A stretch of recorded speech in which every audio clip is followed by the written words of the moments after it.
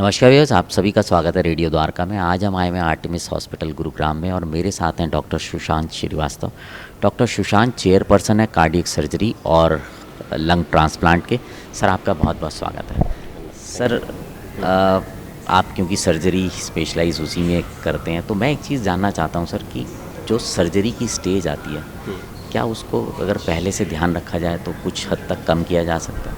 देखिए, सर्जरी क्यों, जो दवाइयों की स्टेज आती है, जो एंजियोप्लास्टी की स्टेज आती है, उसको भी काफ़ी हद तक प्रिवेंट किया जा सकता है।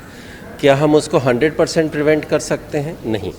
कोई भी ट्रीटमेंट, कोई भी तरीका 100% सक्सेसफुल नहीं होता है, क्योंकि कुछ चीज़ें ऐसी होती हैं जो हमारे कंट्रोल में नहीं होती। तो इसके लिए ये जानना ज़रूरी है कि जो कॉर्नरी आर्टरी डिजीज़ है, उसके रिस्क फैक्टर्स क्या हैं। तो उसके जो रिस्क फैक्टर्स हैं, जो मॉडिफाइबल हैं, जिनको हम बदल सकते हैं, उनमें है high cholesterol, cigarette smoking, diabetes और हाई ब्लड प्रेशर। इन चीज़ों को हम चेंज कर सकते हैं। हाई कोलेस्ट्रॉल को हम डाइट और एक्सरसाइज से कंट्रोल कर सकते हैं। शुगर ना हो, इसके लिए खान पान का ध्यान रखें हम, और इसका ध्यान रखें कि हमारा वज़न सही हो। हाई ब्लड प्रेशर अगर हमें है तो उसका हमें डॉक्टर से मिलके उचित इलाज कराना चाहिए ताकि वो कंट्रोल में रहे, और सिगरेट तो पीना ही नहीं चाहिए। तो इन चीज़ों को हम चेंज कर सकते हैं। कुछ चीज़ें हैं जिनको हम नहीं चेंज कर सकते, जो जेनेटिक होती हैं या हमारे कंट्रोल से बाहर होती हैं। पहली चीज़ तो ये है कि अगर family history of early heart disease है तो उसमें हम बहुत कुछ ज़्यादा नहीं कर सकते। उसमें चौकन्ना रहने की ज़रूरत है कि बीमारी को अर्ली स्टेजेस में पकड़ के ट्रीट किया जाए, दवाइयाँ शुरू की जाएं, लाइफस्टाइल चेंज किया जाए जिससे बीमारी ज़्यादा ना बढ़े। पहली चीज़ ये है। दूसरी चीज़ ये है कि जैसे जैसे हमारी उम्र बढ़ती है तो हार्ट डिज़ीज़ और दूसरी बीमारियों का इंसिडेंस बढ़ता है, तो उसको भी कुछ हद तक हम नहीं कंट्रोल कर सकते।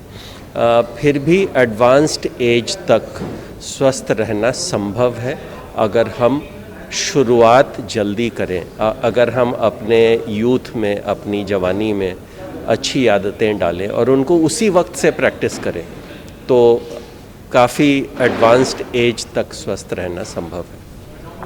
सर, बहुत अच्छी बात बोली आपने। एक चीज़ आपसे जानना चाहूँगा सर, मेडिकल जो है एक ऐसी फील्ड है जिसमें इनोवेशन ऑलमोस्ट डेली होता है, चाहे वो कोई भी तरह का डिज़ीज़ हो। तो क्या अगर मैं बात करूं कार्डियोलॉजी की, तो सर्जरी में कुछ नई चीज़ें आ गई हैं या जो अगर आप मैं शेयर करना चाहें? देखिए, इसमें भी दो बातें हैं। सर्जरी में बहुत सारी नई चीज़ें भी आ गई हैं और जो पुरानी चीज़ें हैं उनको करने का तरीका बदल गया है, उनके रिज़ल्ट्स बहुत इम्प्रूव हो गए हैं। जब मेरी ट्रेनिंग हो रही थी 1990s में, उस वक्त बाईपास सर्जरी का एक केस मुझे याद है 8 बजे सुबह शुरू होता था और 3-4 बजे दोपहर को ख़त्म होता था। अगर बाईपास सर्जरी होनी है एक ऑपरेशन थिएटर में तो एक ही होता था। आज हम जो ऑपरेटिंग टाइम है वो घट के 1.5 घंटे हो गया है। आज हम हार्ट लंग मशीन का इस्तेमाल नहीं करते। 95-98% अपने बाईपास ऑपरेशंस हम बीटिंग हार्ट पे करते हैं। हम हार्ट को रोकते नहीं। मरीज़ चौथे दिन घर जाने के लिए तैयार हो जाता है। हम कहते हैं अब आप अच्छे हो गए हैं, घर जाइए। मरीज़ कहता है मेरा तो बाईपास हुआ है, मैं तो 2 दिन और अस्पताल में रहूँगा। तो बहुत चेंजेस हैं। हम छोटे कट से कुछ ऑपरेशंस कर सकते हैं। एक जो स्टेंटिंग होती है उसे और ओपन सर्जरी को कंबाइन करके कर सकते हैं। ये हम काफ़ी चीज़ों में कर रहे हैं।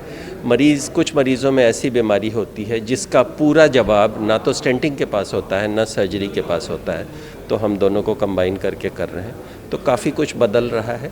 मैं ये कहना चाहता हूँ कि हार्ट सर्जरी में सक्सेस रेट्स बहुत अच्छे हैं। हार्ट सर्जरी सुन के डर लगता है और मतलब नॉर्मल सी बात है, लेकिन हार्ट सर्जरी से डरने की ज़रूरत नहीं है। मैं फिर कहना चाहता हूँ, डरने की चीज़ बीमारी है। आंख बंद करने से बीमारी नहीं जाएगी। अगर बीमारी हो गई है तो, और अगर उसमें हार्ट सर्जरी होनी है तो हार्ट सर्जरी कराएं। आज के ज़माने में रिज़ल्ट्स बहुत अच्छे हैं। बहुत बहुत धन्यवाद सर आपका समय देने के लिए, हमसे बात करने के लिए। सो व्यूअर्स, आपने सुना डॉक्टर श्रीवास्तव, बहुत ही अच्छी बात उन्होंने बताई और बहुत इम्पॉर्टेंट चीज़ उन्होंने बोली है कि या तो बीमारी हो जाए तो फिर उससे डरिए मत, उससे भागिए मत, उसका सामना कीजिए और अगर यंग एज में आप अपने को सही कर लेंगे तो बहुत सारी चीज़ों से बचते रहेंगे। सर बहुत बहुत धन्यवाद एक बार फिर आपका। सो व्यूअर्स जुड़े रहें रेडियो द्वारका के साथ।